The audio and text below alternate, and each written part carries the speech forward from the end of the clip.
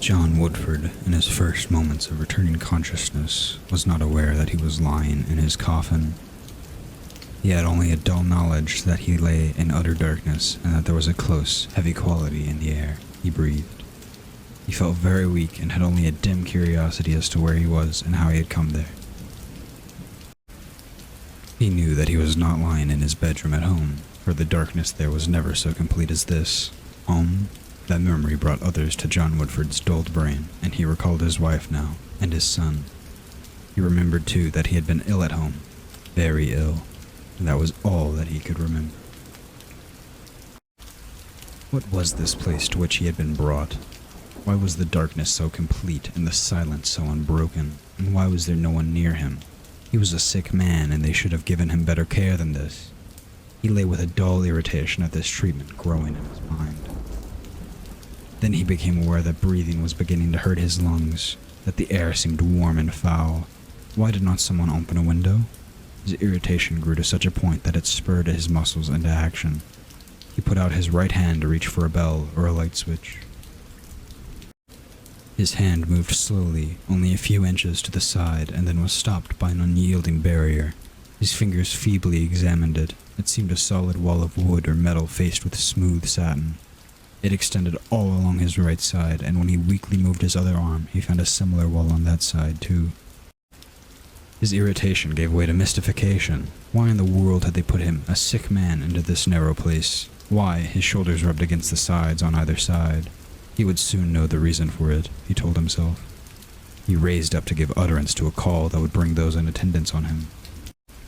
To his utter amazement, his head bumped against a similar silk-lined wall directly above his face. He raised his arms in the darkness and discovered with growing astonishment that this wall or ceiling extended above him from head to foot, like those on either side. He lay upon a similar silk-padded surface. Why in the name of all that was holy had they put him into a silk-lined box like this? Woodford's brain was puzzling this when a minor irritation made itself felt. His collar was hurting him. It was a high, stiff collar, and it was pressing into the flesh of his neck. But this again was mystery, that he should be wearing a stiff collar. Why had they dressed a sick man in formal clothes and put him into this box? Suddenly John Woodford shrieked, and the echoes of his scream reverberated around his ears like hideous demonic laughter. He suddenly knew the answer to it all. He was not a sick man anymore at all. He was a dead man, or at least they had thought him dead, and had put him into this coffin and closed it down. He was buried alive. The fears of his lifetime had come true. His secret, dark forebodings were hideously realized. From earliest childhood he had feared this very horror, for he had known himself subject to cataleptic sleeps hardly to be distinguished from death. He had had nightmares of premature burial. Even after the proneness to the cataleptic condition seemed to have left him, his fears had clung to him. He had never told his wife or his son of his fears, but they had persisted. They had inspired him to exact a promise that he would not be embalmed when buried, and he would be interred in his private vault instead of in the earth. He had thought that in case he were not really dead, these provisions might save his life. But now he realized that they only laid him open to the horrible fate he had dreaded. He knew with terrible certainty that he lay now in his coffin in the stone vault in this quiet cemetery. His screams could not be heard outside the vault, probably not even outside the coffin. As long as he had lain in a cataleptic sleep, he had not breathed. But now that he was awake and breathing, the air in the coffin was rapidly being exhausted, and he was doomed to perish of suffocation. John Woodford went temporarily mad. He screamed with fear-choked throat, and as he shrieked, he clawed with hands and feet at the unyielding satin-covered surfaces around and above him. He beat upward as best he could upon the coffin's lid with his clenched fists, but the heavy fastenings held firm. He yelled until his throat was too swollen to give utterance to further sound. He clawed at the top until he broke his nails against the metal behind the silk padding. He raised his head and beat against the top with it until he fell back, half stunned. He lay exhausted for moments, unable to make further efforts. In his brain marched a hideous pageant of horrors. The air seemed much closer and hotter now, seemed to burn his lungs with each breath he inhaled. With sudden return of his frenzy, he shrieked and shrieked again. This would not do. He was in a horrible situation, but he must do the best he could to not give way to the horror. He had not many minutes left, and he must use them in the most rational way possible to try to escape this terrible prison. With this resolution, a little calm came to him, and he began to test his powers of movement. He clenched his fists again and hammered upward, but this did no good. His arms were jammed so close against his body by the coffin's narrowness that he could not strike a strong blow, nor had he any leverage to push strongly upward. What about his feet? Feverishly he tried them, but found his kicks upward even less powerful.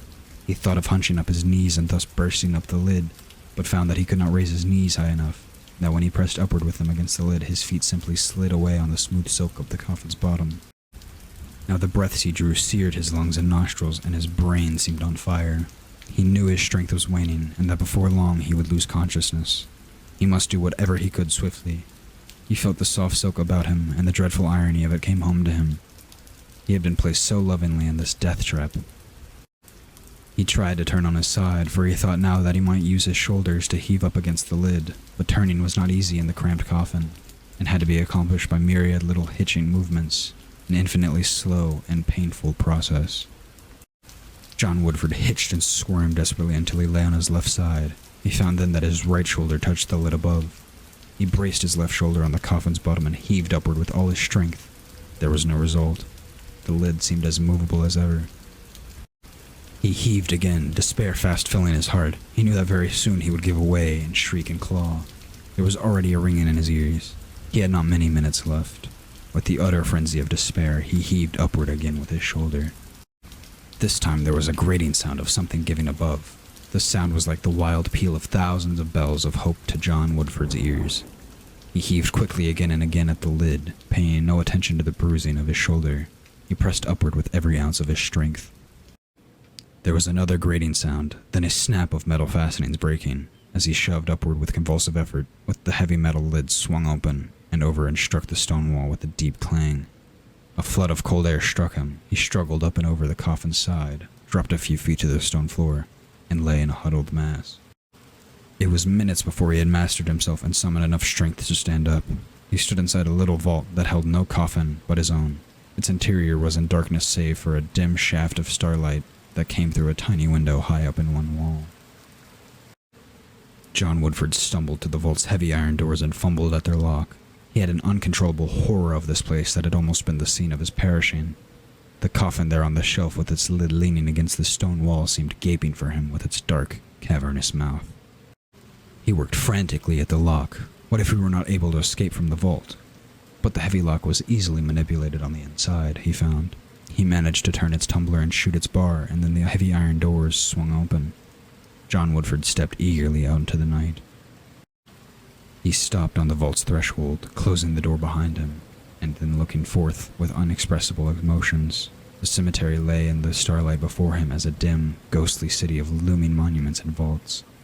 Little sheets of ice glinted here and there in the dim light, and the air was biting in its cold. Outside the cemetery's low wall blinked the lights of the surrounding city. Woodford started eagerly across the cemetery, unheeding of the cold. Somewhere across the lights of the city was his home, his wife, and somewhere his son, thinking him dead, mourning him. How glad they would be when he came back to them, alive. His heart expanded as he pictured their amazement and their joy at his return. He came to the low stone wall of the cemetery and clambered quickly over it. It was apparently well after midnight, for the cars and pedestrians in sight in the suburban section were few. Woodford hurried along the street. He passed people who looked at him in surprise, and only after some time did he realize the oddness of his appearance. A middle-aged man clad in a formal suit and lacking hat and overcoat was an odd person to meet on a suburban street on a winter midnight. But he paid small attention to their stares. He did not turn up the collar of his frock coat to keep out the cold, but he hardly felt the frigid air and the emotions that filled him. He wanted to get home, to get back to Helen, to witness her stupefaction and dawning joy when she saw him return from the dead, living. A streetcar came clanging along and John Woodford stepped quickly out to board it, but almost as quickly stepped back. He had mechanically thrust his hand into his pocket and found it quite empty. That was to be expected, of course. They didn't put any money in a dead man's clothes. No matter, he would soon be there on foot. As he reached the section in which his home was located, he glanced in a store window in passing and saw on a tear-sheet calendar a big black date that made him gasp. It was a date 10 days later than the one he last remembered. He had been buried in that vault for more than a week. More than a week in that coffin. It seemed incredible, terrible, but that did not matter now, he told himself. It would only make the joy of his wife and son the greater when they found he was alive. To Woodford himself, it seemed as though he was returning from a journey rather than from the dead. Returned from the dead. As he hastened along the tree-bordered street on which his home was located, he almost laughed aloud as he thought of how amazed some of his friends would be when they met him. They would think him a ghost or a walking corpse, would perhaps shrink in terror from him at first. But that thought brought another. He must not walk in on Helen too abruptly. The husband she had buried 10 days ago must not appear too suddenly, or the shock might easily kill her. He must contrive somehow to soften the shock of his appearance, must make sure that he did not startle her too much. With this resolve in mind, when he reached his big house at well back from the street, Woodford turned aside through the grounds instead of approaching the front entrance. He saw windows lighted in the library of the house, and he went toward them. He would see who was there, would try to break the news of his return gently to Helen. He silently climbed onto the terrace outside the library windows and approached the tall easements. He peered in. Through the silken curtains inside, he could clearly see the room's soft-lit interior, cozy with the shelves of his books and with the lamps and fireplace. Helen, his wife, sat on a sofa with her back partly toward the window. Beside her sat a man that Woodford recognized as one of their closest friends, Curtis Dawes. The sight of Dawes gave Woodford an idea. He would get Dawes outside in some way and have him break the news of his return to Helen. His heart was pounding at the sight of his wife. Then Curtis Dawes spoke, his words dimly audible to Woodford outside the window. "Happy, Helen?" he was asking. "So happy, dear," she answered, turning toward him. Out in the darkness, Woodford stared in perplexed wonder. How could she be happy when she thought her husband dead and buried? He heard Curtis Dawes speaking again. "It was a long time," the man was saying. "Those years that I waited, Helen." She laid her hand tenderly on his. "I know, and you never said a word. I respected so your loyalty to John." She looked into the fire musingly. "John was a good husband, Kurt. He really loved me, and I never let him guess that I didn't love him. That it was you, his friend, I loved. But when he died, I couldn't feel grief. I felt regret for his sake, of course, but underneath it was the consciousness that at last you and I were free to love each other." Dawes' arm went tenderly around her shoulder. "Darling, you don't regret that I talked you into marrying me right away? You don't care that people may be talking about us?" "I don't care for anything but you," she told him. "John was dead. Young Jack has his own home and wife, and there was no reason in the world why we should not marry. I'm glad that we did." In the darkness outside the window, a stunned, dazed John Woodford saw her lift an illuminated face toward the man's. "I'm proud to be your wife at last, dear, no matter what anyone may say about us," he heard. Woodford drew slowly back from the window. He paused in the darkness under the trees, his mind shaken, torn.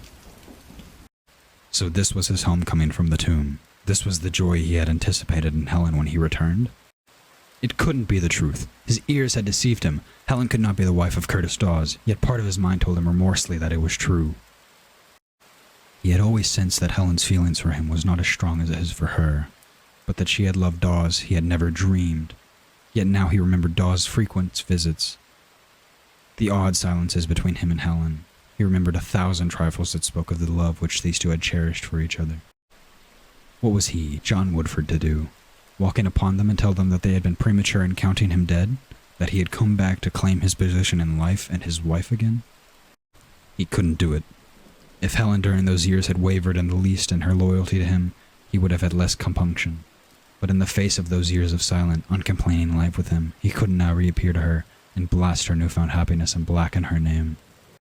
Woodford laughed a little, bitterly. He was then to be an Enoch Arden from the tomb, a strange role, surely, yet it was the only one open to him.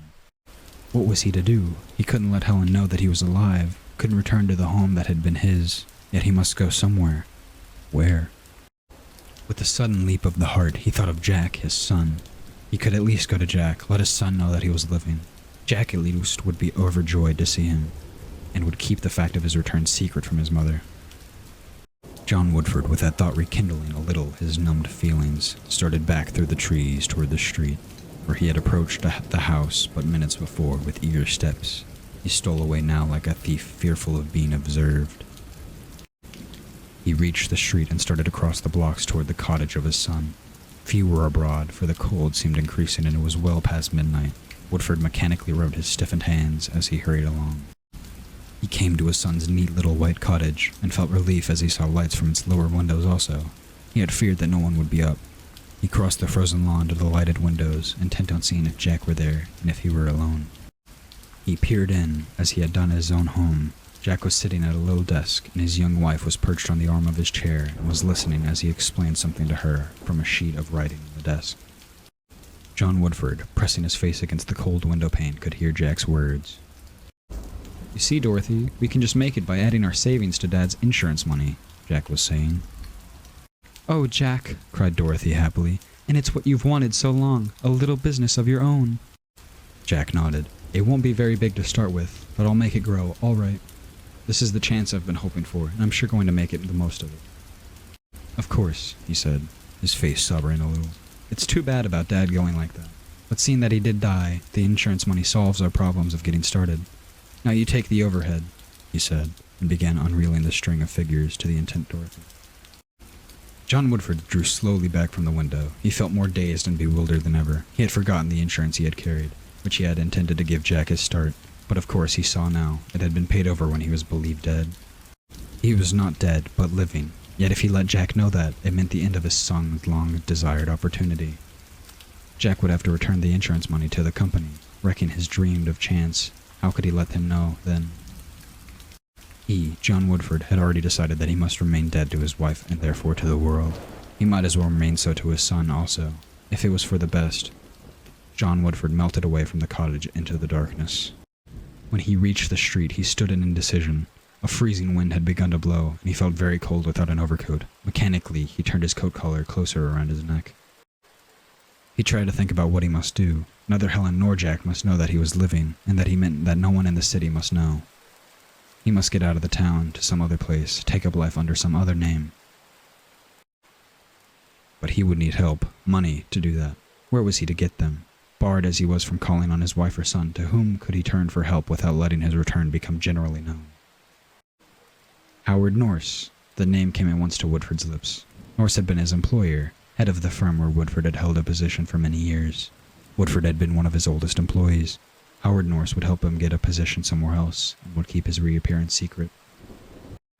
He knew where Norse's residence was, several miles out in the country, but he couldn't walk that far, and he had no taxi or trolley fare. He would have to telephone Norse. Woodford walked back toward the city's central section, head bent against the piercing cold wind. He succeeded in finding an all-night lunchroom whose proprietor allowed him to use the telephone. With cold, stiffened fingers, he dialed Norse's number. Howard Norse's sleepy voice soon came over the wire. Mr. Norse, this is Woodford. John Woodford, he said quickly. There was an incredulous exclamation from Howard Norse. You're crazy! John Woodford's been dead and buried for a couple of weeks! No, I tell you, it's John Woodford, insisted Woodford.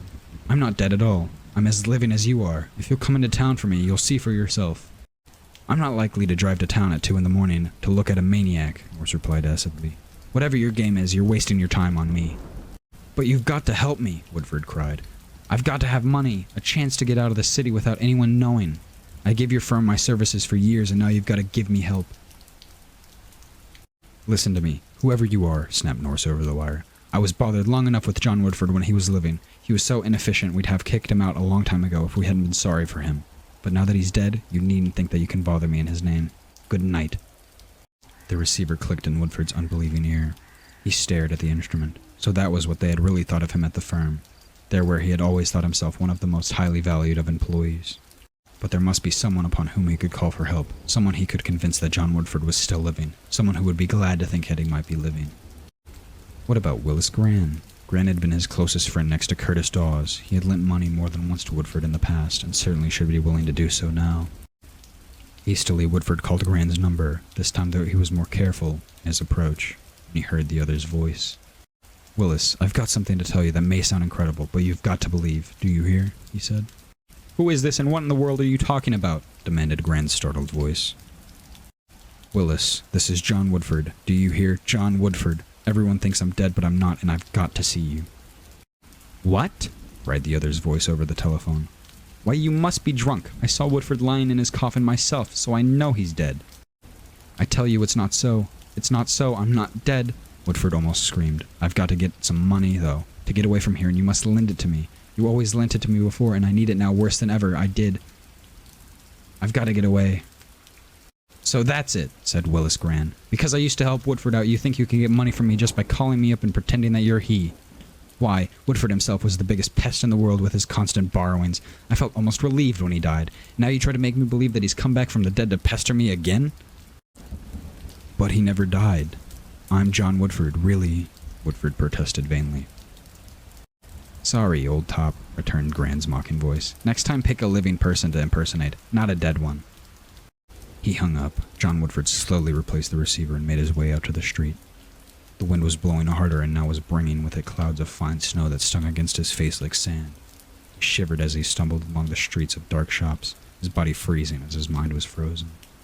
There was no one from whom he could get help, he saw. His paramount necessity was still get out of the city, and to do that, he must rely on himself. The icy blast of snow-laden wind penetrated through his thin coat. His hands were shaking with the cold. A sign caught Woodford's eyes, the illuminated beacon of the Relief Lodging House, and once he made his way toward it, he could at least sleep there tonight, get started from the city in the morning. The shabby men dozing inside in chairs looked queerly at him as he entered. So did the young clerk to whom he made his way. I'd like to stay here tonight, he said to the clerk. The clerk stared. Are you trying to kid me? Woodford shook his head. No, I'm penniless and it's cold outside. I've got to stay somewhere. The clerk smiled disdainfully. Listen, fellow, no one with duds like yours is that hard up. Scram before I call a cop. Woodford looked down at his clothes, his frock coat, stiff white shirt, and gleaming patent leather shoes, and understood. He said desperately to the clerk, But these clothes don't mean anything. I tell you, I haven't a penny. Will you beat it before I have you thrown out of here? The clerk demanded. Woodford backed toward the door. He went outside again into the cold. The wind had increased and more snow was falling. The front of Woodford's coat was soon covered with it as he pushed along. It came to him as a queer joke that the splendor of his funeral clothes should keep him from getting help now. He couldn't even beg a passerby for a dime. Would give to a panhandler in formal clothes. Woodford felt his body quivering and his teeth chattering from sheer cold. If he could only get out of that blast of icy wind. His eyes sought desperately along the street for a hallway where he might shelter himself. He found a deep doorway and crouched down inside it, out of the wind and driving snow. But hardly had he done so when a heavy step paused in front of him and a nightstick rapped his feet smartly. An authoritative voice ordered him to get up and go home. Woodford did not try to explain to the policeman that he was not a drunken citizen fallen by the way. He got wearily to his feet and moved on along the street, unable to see more than a few feet ahead for the whirl of snow. The snow on which he was walking penetrated the thin shoes he wore, and his feet were soon even colder than the rest of his body. He walked with slow, dragging steps, head bent against the storm of white. He was dully aware that the dark shops beside him had given way to a low stone wall. With a sudden start, he recognized it as the wall of the cemetery which he had left but hours before. The cemetery containing the vault from which he had escaped. The vault! Why hadn't he thought of it before, he asked himself. The vault would be a shelter from the freezing wind and snow. He could stay there for a night without anyone objecting. He paused, feeling for a moment a little renewal of his former terrors. Did he dare go back into that place from which he had struggled to escape? Then, an extra strong blast of icy air struck him and decided him. The vault would be shelter, and that was what his frozen body craved more than anything else. Stiffly, he climbed over the low stone wall and made his way through the cemetery's whitened monuments and vaults toward the one from which he had escaped. The driving snow covered his tracks almost as he made them, as he trudged toward the vault. He reached and tried its iron doors anxiously. Suppose he had locked them where he'd left. But to his relief, they swung open, and he had entered and shut them. It was dark inside, but he was out of the wind and snow now, and his numbed body felt a little relief. Woodford sat down in the corner of the vault. It was a shelter for the night, at least. It seemed rather ironic that he had come back here for shelter, but it was something to be thankful for that he even had this. In the morning, when the storm was over, he could leave without anyone seeing and get out of the city. He sat listening to the wind and snow shriek outside. The stone floor of the vault was very cold, so cold that he felt his limbs stiffening and cramping. And finally he stood up unsteadily and paced to and fro in the vault, chafing his arms and hands. If he had only a blanket, or even a heavy coat to lie upon, he'd freeze there upon the stone floor. Then as he turned in his pacing, he bumped into the coffin on the shelf, and a new idea was born in his mind. The coffin! Why, the interior of it was lined deep with silk and satin padding. It would be warm in the coffin. He could sleep in it far better than on the cold stone floor. But did he dare to re-enter it? Again, Woodford felt faintly of the former terrors he had experienced when he had awakened in it, but they meant nothing, he told himself. He would not be fastened in this time. In his frozen flesh yearned for the warmth of the coffin's lining. Slowly, carefully, he climbed up and lowered himself into the coffin and stretched out. The silken padding he sank into had a grateful warmth. He lowered his head upon the soft little pillow with a sigh of relief. This was better. He experienced an almost luxurious comfort now, but after he had lain for a little while he felt that the top of his body was still cold, or the cold air came into the open coffin's top. That cold air entering kept him from being completely warm. If the lid above him were just closed to keep out the cold air. He reached up and got the edge of the heavy metal lid, and then let it down upon himself. He was completely in the dark now, inside the closed coffin. But he was warm too, for the lead kept out the cold air, and he was getting warmer all the time, and his body warmed up the interior. Yes, it was far more comfortable with the lid closed, and even warmth now pervaded his whole being, and the air inside the coffin was still getting warmer and thicker. He felt a little drowsy now as he breathed that warm air, felt luxuriously sleepy as he lay on the soft silk. It was getting a little harder to breathe somehow as the air became thicker. He ought really to raise the coffin lid and let in some fresh air, but it was so warm now, and the air outside was so cold, and he was more and more sleepy. Something dim and receding in his fading consciousness told him that he was on the way to suffocation. But what if he was the sleepy thought. He was better off in here than back in the world outside. He had been a fool ever to fight so hard before to get out of his warm, comfortable coffin, to get back to that outside world. No, it was better like this. The darkness and the warmth and the sleep that advanced. Nobody would ever know that he had awakened at all, that he had been away from here at all. Everything would be just as before. Just as before. And with that comforting assurance, John Woodford was swept further and further down the dark stream of unconsciousness, from which this time there would be no returning.